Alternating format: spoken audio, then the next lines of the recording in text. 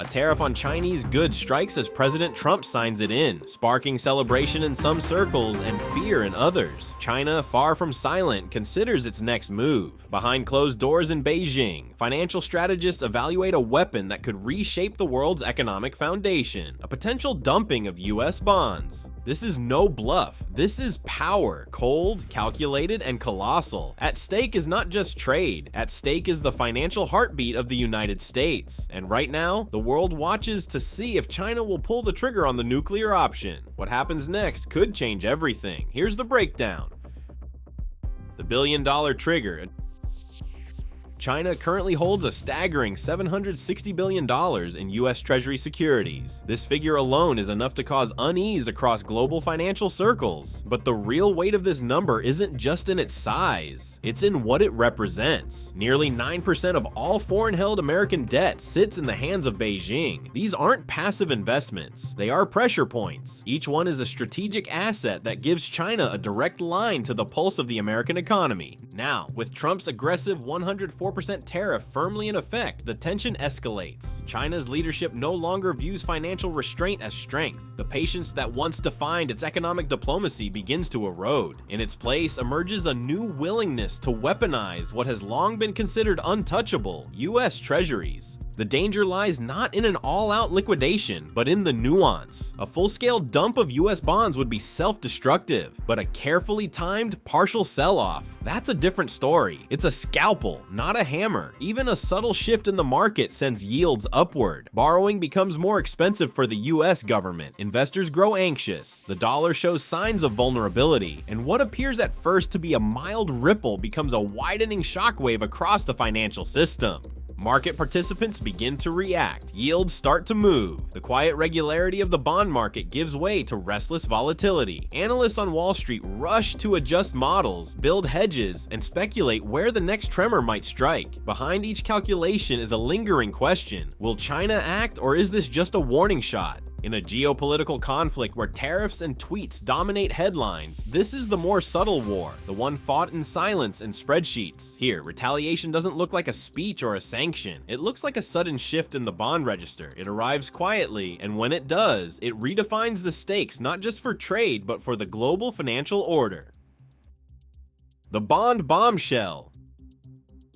The shift begins not with a bang, but with a whisper. As the implications of China's leverage settle in, trading floors from New York to London begin to buzz with a single term: the nuclear option. It no longer refers to military might, but to economic shockwaves. In a digital age where power plays unfold in real time, China's grip on US Treasury bonds becomes the focal point of every market analyst, strategist, and fund manager. The US bond market now wavers under the weight of uncertainty. What was once predictable is now precarious. Traders track Chinese holdings down to the decimal. A slight deviation in reinvestment, a tiny drop in bond auctions. Each move is dissected, speculated upon, and treated like a message coded in numbers. Meanwhile, in Beijing, the strategy is anything but reactive. There are no threats, no press conferences, just moves. Calculated, precise, and deeply intentional. When bond reinvestments decline, it isn't by accident. When the yuan quietly adjusts downward, it isn't just currency management, it's a signal. Every action aligns with a greater strategy. China's playbook is no longer about long-term partnership, it's about immediate leverage, and it uses the circulatory system of the US economy, its bond market, as the battlefield. Still, China walks a fine line. A full-on sell-off would inflict pain on both sides. Dumping treasuries in large volumes could trigger panic, crash valuations, and devalue its own substantial reserves. The bond market is not just a weapon, it's also a mirror. Break it, and China sees its own reflection shattered. That's why the moves are subtle, controlled, targeted. And if the US Federal Reserve steps in to soften the blow with emergency bond buying or quantitative easing, the message is clear. The US is bleeding, and it's scrambling to stop the flow. In the short term, the Fed might stabilize the dollar, but it also confirms just how serious the wound is. It exposes the underlying vulnerability that no amount of spin can conceal. So Beijing doesn't press the red button all the way. It nudges it. It sells just enough to stir unease, to disrupt yields, to insert fear, to make Washington Washington ask itself if tariffs are worth the price of borrowing from a nation that now refuses to sit quietly. With $32 trillion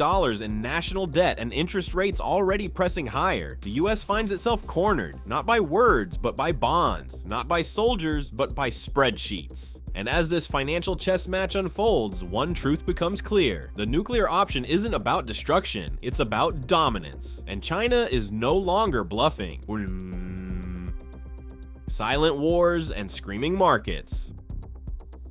Wall Street doesn't need confirmation to panic, it only needs a whisper. The mere rumor of a Chinese bond sell-off is enough to send shockwaves through the trading world. 10-year treasury yields jump, headlines start spinning with euphemisms like recalibration and market correction. But deep down, everyone knows what's happening. This isn't market turbulence, it's a geopolitical standoff, and it's happening without a single bullet being fired. The Federal Reserve turns its gaze sharply toward the bond market. Volatility here isn't just about investor anxiety, it's a matter of national security. Treasury yields rise rapidly, tightening financial conditions across the board. The US government suddenly finds itself in a chokehold, not because of economic fundamentals, but because of an intentional flex by a foreign power. The cost of debt skyrockets, not just for the government, but for households, students, and businesses. In response, investors run to safety. Gold prices surge. Cryptocurrencies catch a speculative wind. The classic havens, Swiss francs, Japanese yen shine a little brighter under the global spotlight. Markets begin to fragment, and capital shifts away from what was once the most trusted asset on earth, US government debt. For most Americans, this plays out quietly at first. It's just another story in the financial news cycle. But then the effects start showing up in real life. Loan rates climb, mortgage approvals slow, small businesses feel the squeeze. Companies relying on international trade begin to cut costs and jobs. What began as a rumor now touches people's wallets and livelihoods. The war may be silent, but the consequences scream. Through it all, China remains stoic. It doesn't issue a press release. It doesn't tweet or posture. It simply lets the numbers talk. The bond market becomes the battlefield, and every movement in yield, 0.1% here, a basis point there, lands like a digital artillery shell. Washington hears it, Wall Street hears it, and the rest of the world begins to tune in.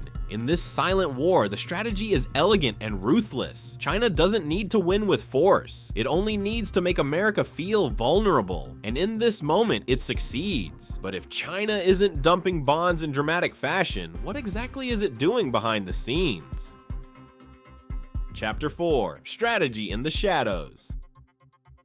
Inside the command centers of China's central bank, the real moves take shape far from the public eye. There are no alarms, no loud declarations, just the quiet precision of a long-term strategy playing out in real time. Policymakers understand the risks of panic. They know that a reckless sale of US bonds could damage their own economy just as much as America's. So instead, they pivot. They choose patience. And in that patience, there's power. They let US treasuries mature and quietly roll off their books, refusing to reinvest. No dramatic sale, no headlines, just a slow withdrawal. At the same time, gold purchases accelerate. Diversification becomes not just a financial choice, but a political one. Chinese holdings begin flowing into the Eurozone, into Japanese bonds, into emerging markets that align with Beijing's broader ambitions. Every move is deliberate. Every move chips away at dollar dependence. And the impact is unmistakable. Each shift sends ripples through global markets. The BRICS bloc watches closely. Some nations start following suit, emboldened by China's calm defiance. The post-war financial order, one that positioned the US dollar as the world's ultimate anchor, now shows early signs of fracture. The dollar is still dominant, but its grip is loosening. Meanwhile, another subtle front opens: the currency war. The Chinese yuan, long managed to maintain parity and predictability against the dollar, starts to drift lower, not out of control, but just enough to matter. Exporters celebrate. A weaker yuan means Chinese goods remain attractive abroad, even in the face of US tariffs. The currency, once just a peg to the dollar, becomes a tactical asset. It cushions the blow of foreign policy pressure, becoming a soft weapon in a hard war. The international community begins to recognize the pattern. This isn't a reaction to tariffs, it's a realignment, a restructuring of how global economic power is distributed, where once the US set the rules, now China rewrites them in quiet increments. And the bond sale? It's only the opening move. The real game is much bigger and far from over. The message delivered. Trump's 104% tariff dominates the headlines. It's loud, provocative, and tailor-made for the spotlight, but beneath the surface, a different narrative unfolds. One less dramatic, but far more consequential. China's response doesn't erupt, it simmers. There is no grand announcement, no market-crashing fire sale. Instead, there's a quiet shift in monetary behavior, a deliberate touch on US Treasuries, not a wholesale abandonment, but it's just enough to be noticed, enough to signal that restraint has limits. And the message lands with precision. Push too far, and we will push back, financially, methodically, and on our own terms. World leaders step in, urging calm. Economists issue warnings about lasting ripple effects. Markets, emotional by nature, surge and stumble as they attempt to price in a new normal. Yet beneath the recalibrations, the sense of unease remains. The global financial community now understands a critical truth. China is not only capable of playing its biggest card, it's willing to do so if provoked. In Washington, the illusion of unilateral control fades. What was once considered a show of strength, the tariff campaign, has become a tug of war with no clear end. The battlefield has evolved. It's no longer just about the flow of goods and trade deficits. It's about currencies, debt leverage, international confidence, and the fundamental rules that govern the global economy. The old tools of influence, sanctions, tariffs, threats, now compete with a new arsenal of financial tactics. And in this emerging landscape, China proves it doesn't need to rush. Victory doesn't require shock and awe. It requires endurance. The nuclear option, once feared for its explosive consequences, instead shows its true power, not in destruction, but in distortion. It warps expectations. It bends the rules. It makes every future policy decision more cautious, more calculated, and more constrained. So now the world waits again, not for speeches or sanctions, but for subtleties. A data point, a shift in reserves, a dip in treasury holdings, another quiet move that sends loud echoes across financial markets. In this war of money and influence, it becomes clear, silence is not weakness, it is strategy, it is precision, and it might just be the most powerful weapon of all.